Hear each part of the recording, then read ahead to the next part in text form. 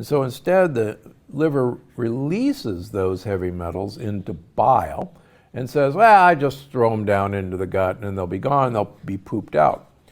Sadly, we reabsorb heavy metals and put them back into circulation. And this was actually discovered by Ray Walford, who was a pathologist at UCLA in the doomed Biosphere 2 experiment in the Arizona desert. These individuals were supposed to grow their own food, and long story short, they failed. They lost about 30% of their body weight in 6 months' time, and one of the findings of Ray Walford was that the heavy metals in the volunteers, including him, went skyrocketing high in their bloodstream. And it took over a year for the heavy metals to come down.